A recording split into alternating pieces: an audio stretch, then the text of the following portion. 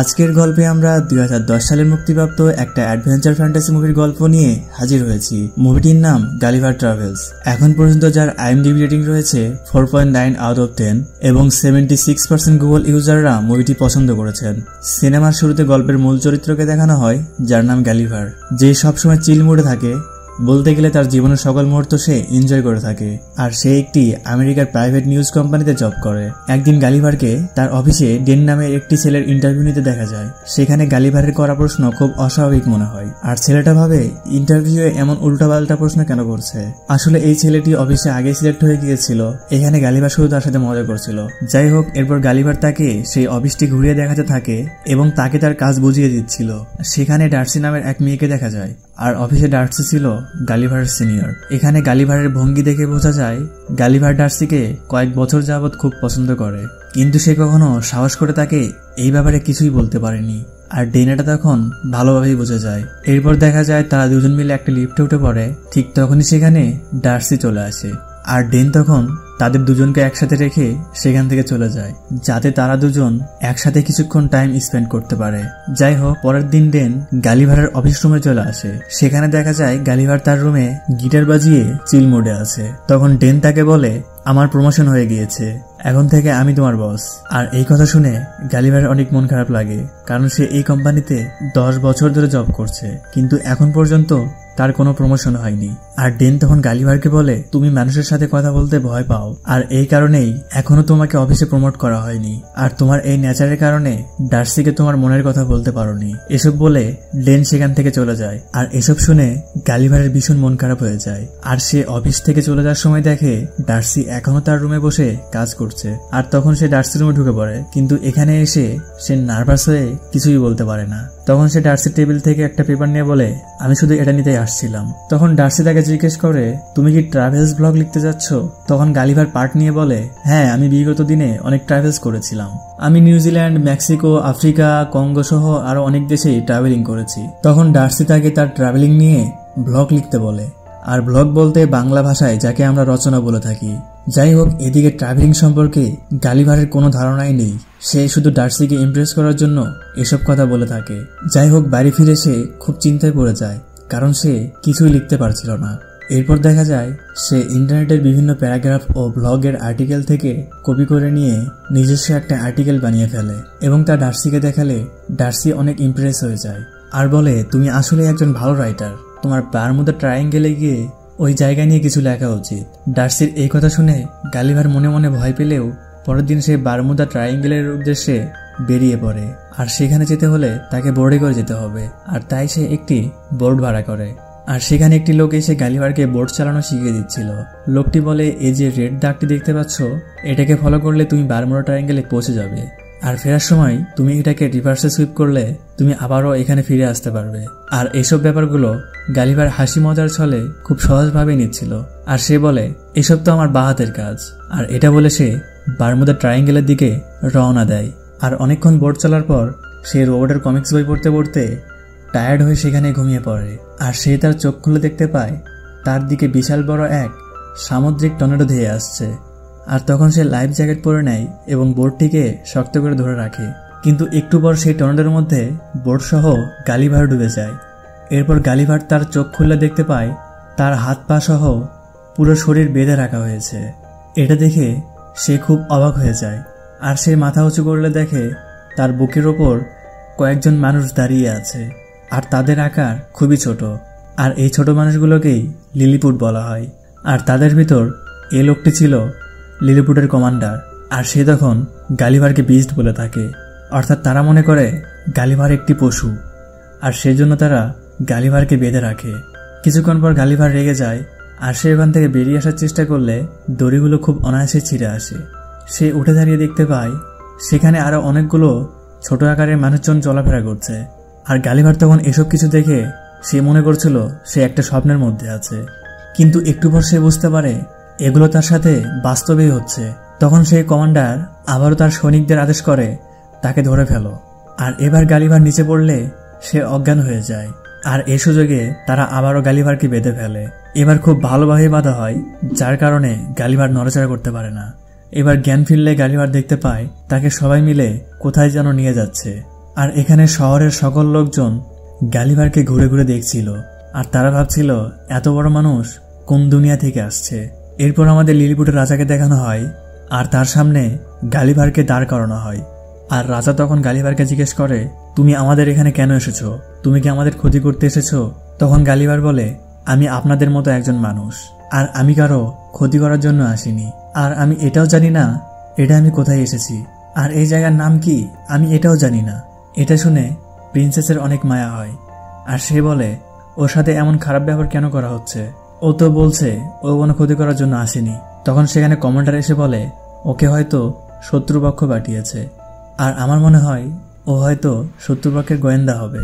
এটা শুনে রাজা অনেক ভয় পেয়ে যায়, আর সে আদেশ দেয় গালিভারকে বন্দি করে রাখতে। এরপর গালিভারকে জেলে বন্দি করে রাখা হয়। এখানে জেলের ভিতর গালিভার একটা শব্দ শুনতে পায়। সে এগিয়ে আসলে দেখতে পায় সেখানে একটি লিলিপুটকে বন্দি করে রাখা হয়েছে, যার নাম ছিল গ্রেসিয়া। আর সেই গালিভারকে বলে, আমি তোমার দুঃখ বুঝতে পারছি। গালিভার তাকে জিজ্ঞেস করে, তোমাকে এখানে কেন বন্দি করে রাখা হয়েছে? তখন সে বলে, আমার ভুল ছিল, আমি রাজার মেয়েকে পছন্দ করতাম, আর রাজার কমান্ডার যখন এটা জানতে পারে তখন সে আমাকে এখানে বন্দি করে দেয়। আর ওই কমান্ডারের সাথে রাজার মেয়ের বিয়ে হওয়ার কথা রয়েছে। আর তখন সেখানে কমান্ডার চলে আসে। সেখানে গালিভার তাকে বোকা মানুষ বলে, কিন্তু কমান্ডার বোকার অর্থ জানতো না, তাই সে গালিভারের কাছে বোকার অর্থ জানতে চায়। তখন গালিভার বলে, এটার মানে হলো তুমি অনেক সাহসী ও বুদ্ধিমান মানুষ। এটা শুনে কমান্ডার বলে, হ্যাঁ, আমি লিলিপুট ল্যান্ডের অনেক অনেক বড় বোকা মানুষ। আমার মতো বোকা মানুষ আর একটিও নেই এখানে।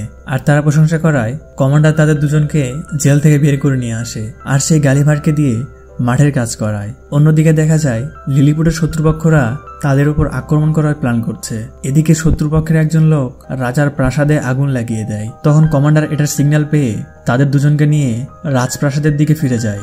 এরপর শত্রুপক্ষ প্রিন্সেসকে কিডন্যাপ করতে নেয়। ঠিক তখন গালিভার সেখানে হিরোর মতো এন্ট্রি করে প্রিন্সেসকে বাঁচিয়ে নেয়। অন্যদিকে রাজার প্রাসাদে আগুন লেগে যায়, আর গালিভার কোনোভাবেই সেটা নিভাতে পারছিল না।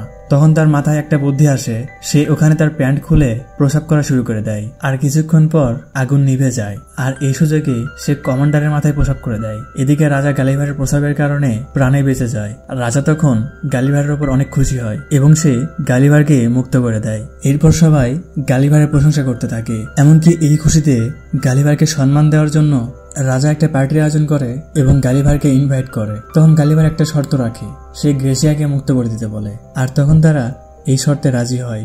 আর রাতের পার্টিতে রাজা গালিভারকে জিজ্ঞেস করে, তুমি আসলে কোথায় থেকে এসেছো? উত্তরে গালিভার বলে, আমি আমেরিকার ম্যানহাটন শহর থেকে এসেছি, আর সেখানে কোনো রাজা নেই। সেখানে প্রতি 5 বছর পর নির্বাচনের মাধ্যমে প্রেসিডেন্ট গঠন করা হয়। এটা বলাতে তখন ওখানকার সবাই গালিভারকে আমেরিকার প্রেসিডেন্ট মনে করে। এটা দেখে গালিভার অনেক মজা পায়, আর সে চাপাবাজি শুরু করে দেয়। সে বলে, আমি আমেরিকার সকল মানুষদের বিপদের হাত থেকে রক্ষা করি। এভাবে আরো নানা রকম মিথ্যা কথা বলতে শুরু করে। সে আরো বলে, আমি বর্তমানে আমেরিকার পাওয়ারফুল প্রেসিডেন্ট। এটা শুনে ওখানকার সকল লিলিপুটরা খুব অবাক হয়ে যায়। তখন রাজা তাকে জানায়, আমি আমার সৈনিক দিয়ে খুব তাড়াতাড়ি তোমার বোট খুঁজে দেওয়ার ব্যবস্থা করছি, ততদিন তোমার এখানে থাকার ব্যবস্থা আমি করে দিব। এটা বলে রাজা গালিভারের জন্য বড় একটি রাজপ্রাসাদ বানিয়ে দেয়, যাতে সেখানে গালিভারের থাকার কোনো অসুবিধা না হয়। এরপর দেখা যায় গ্রেসিয়া গালিভারের থেকে জানতে চাচ্ছে কিভাবে সে রাজকুমারীকে ইমপ্রেস করবে। এদিকে গালিভার নিজে জানে না কিভাবে একটি মেয়েকে ইমপ্রেস করতে হয়। তারপরও গালিভার তাকে মজার ছলে কিছু উদ্ভট আইডিয়া দিতে থাকে, কিন্তু দেখা যায় তার এই আইডিয়াতে রাজকুমারী সত্যি সত্যি ইমপ্রেস হয়ে যায়। আর সেদিন রাতে কমান্ডার তাকে জানায় সে তার বোটটি খুঁজে পেয়েছে। এখানে কমান্ডার চাইছিল যে গালিভার তাড়াতাড়ি এখান থেকে ফিরে যাক, কারণ গালিভার আসার পর তার পাওয়ার কমে গিয়েছে। তাই সে চাচ্ছিল গালিভার তাড়াতাড়ি এই এলাকা ছাড়ুক। এরপর গালিভার তার বোর্ডের কাছে গিয়ে তার মোবাইলটি খুঁজে পায় এবং সে দেখে তার মোবাইলে কোনো নেটওয়ার্ক নেই, কিন্তু তার ফোনে 12টি ভয়েস SMS এসেছে, আর সবগুলো ভয়েস ডার্সি তাকে পাঠিয়েছে। আর সে তখন সব মেসেজগুলো শুনতে থাকে। লাস্ট মেসেজে ডার্সি বলে, আমি খুব শীঘ্রই তোমার সাথে দেখা করতে আসছি। এরপর দেখা যায় রাজা কমান্ডারকে তার পদ থেকে সরিয়ে ভাইস কমান্ডার বানিয়ে দেয় এবং গালিভারকে সেখানকার কমান্ডারের দায়িত্ব দিয়ে দেয়। এটা দেখে জেনারেল এডওয়ার্ড খুব রেগে যায়, আর সে রাজ্যের সকল ডিফেন্স সিস্টেম বন্ধ করে দেয়, কারণ সে চাচ্ছিল পরবর্তী হামলায় গালিভার মারা যাক। এরপর দেখা যায় শত্রুপক্ষ আবারও হামলা করার জন্য সেখানে চলে এসেছে। তখন এই হামলার খবর নিয়ে গ্রেসিয়া তার কাছে ছুটে এসে বলে, আমাদের উপর হামলা চালানো হচ্ছে, তোমার সবাইকে বাঁচাতে হবে। এরপর গালিভার এসে তার কাপড় খুলে সমুদ্রে নেমে যায়, আর সে বিপক্ষ দলের সবাইকে বোঝানোর চেষ্টা করে, কিন্তু তারা গালিভারের কোনো কথাই শোনে না, উল্টো গালিভারের উপর হামলা শুরু করে দেয়। তারা গালিভারকে লক্ষ্য করে কামানের গুলি ছোড়ে, কিন্তু এতে গালিভারের কোনো ক্ষতি হয় না, উল্টো সেই গুলিগুলো বুমেরাংয়ের মতো আবারও তাদের দিকে ফিরে আসে, ফলে তাদের জাহাজ ভেঙে তছনছ হয়ে যায়। আর এটা দেখে রাজা খুবই খুশি হয়ে যায় এবং রাজা তাকে আরও উৎসাহিত করে। এর ফলে গালিভারের আরও জোশ বেড়ে যায়, আর সে বিপক্ষ দলে যত বোট ছিল সব বোটগুলো ধরে ধরে যেখান থেকে তারা এসেছিল সেখানেই রেখে আসে। এটি করার পর সকল লিলিপুটবাসী গালিভারকে অনেক সম্মান করে, আর পুরো শহরে গালিভারের প্রশংসা চলতে থাকে। এরপর গালিভারকে সেখানকার সেনাপতি বানিয়ে দেওয়া হয়, আর দেখা যায় গালিভারকে রাজকীয়ভাবে রাখার জন্য সকল ব্যবস্থা করে দেওয়া হয়। অন্যদিকে দেখা যায় রাজকুমারী কমান্ডারের সাথে তার সম্পর্ক ভেঙে দেয়, এতে কমান্ডার রাগ করে সেখান থেকে চলে যায়, আর সে শত্রুদের রাজার সাথে হাত মেলায়। সেখানে কমান্ডার গালিভারের সেই রোবটের কমিক্স বই নিয়ে আসে, আর সে এই কমিক্স বই অনুসরণ করে নিজস্ব ডিজাইনে একটি রোবট বানিয়ে ফেলে। আর তার কিছুদিন পর সেই রোবটটি নিয়ে গালিভারের সামনে সে হাজির হয়। তখন গালিভার সেই রোবটটি দেখে খুব হাসতে থাকে, কারণ রোবটের সাইজ তার থেকে খুব ছোট ছিল। তখন কমান্ডার তাকে চ্যালেঞ্জ করে, তুমি যদি আমাকে হারাতে পারো তাহলে তোমার সব কথাই মেনে চলবো। তখন গালিভার তার কথায় রাজি হয়ে যায়। একটু পর দেখা যায় সেই ছোট্ট রোবটটি গালিভারের থেকেও বড় আকার ধারণ করে। এটা দেখে গালিভার কনফিউজড হয়ে যায় আর কিছুটা ভয়ও পেয়ে যায়। রোবটটি তখন গালিভারের প্যান্ট ধরে হাওয়ায় ঝুলাতে থাকে, আর রোবটের ভিতর থেকে কমান্ডার তাকে বলে, তুমি সবাইকে বলে দাও যে তুমি হেরে গেছো। তখন গালিভার খুব সহজেই বলে দেয়, হ্যাঁ আমি হেরে গেছি। কিন্তু এদিকে রাজা আর রাজকুমারী এটা কিছুতেই বিশ্বাস করতে পারছিল না। তারা গালিভারকে বলে, তুমি হচ্ছে আমেরিকার মহান ও সাহসী প্রেসিডেন্ট, তুমি এর কাছে কিভাবে হার মানছো? তখন সে তাদের বলে, আমি আমেরিকার প্রেসিডেন্ট নই, আমি একজন সেখানকার সাধারণ মানুষ।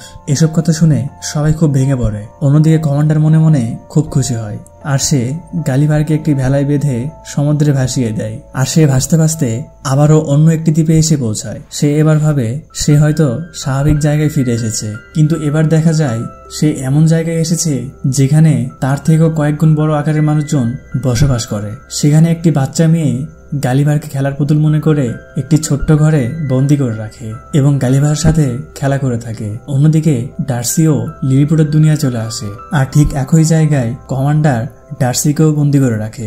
আর এই খবরটি দেওয়ার জন্য গ্রেসিয়া গালিভারকে খুঁজতে শুরু করে এবং অবশেষে গ্রেসিয়া গালিভারকে খুঁজতে খুঁজতে তার কাছে চলে আসে। তখন সে সকল ঘটনা গালিভারকে খুলে বলে। সে বলে, কমান্ডার রাজারানী সহ তোমার বন্ধু ডার্সিকেও বন্দী করে রেখেছে।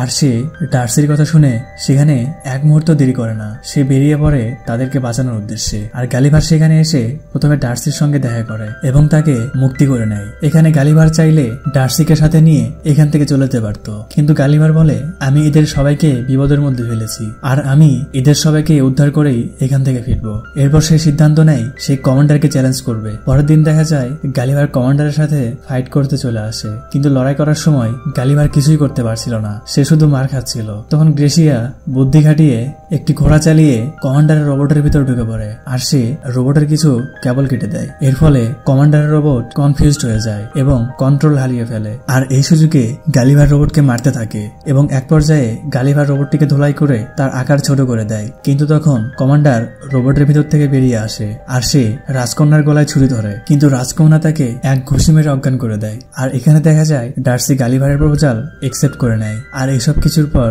রাজা তার কন্যার সাথে গ্রেসিয়ার বিয়ে দিতে রাজি হয়। এটা দেখে গালিভার ও ডার্সি খুব খুশি হয় এবং তারা দুজন সেখান থেকে চলে আসে। এরপর দেখানো হয় গালিভার ও ডার্সি আমেরিকাতে এসে নর্মাল ভাবে জীবনযাপন করছে। দেখা যায় গালিভার আর কোনো কারণে ভয় পায় না, সেই জন্য তারও প্রমোশন হয়ে গিয়েছে, আর ডার্সিও এখন তার গার্লফ্রেন্ড হয়ে গিয়েছে। আর এখানে মুভিটি শেষ হয়ে যায়। আর তোমরা যারা এখনো এই মুভিটি দেখোনি, আমি হাইলি সাজেস্ট করব মুভিটি দেখার জন্য। মুভিটি দেখলে অবশ্যই তোমাদের ভালো লাগবে। যাই হোক, ভিডিওটি ভালো লাগলে চ্যানেলটি সাবস্ক্রাইব করে দিতে পারো। তো সবাই ভালো থেকো, আল্লাহ হাফেজ।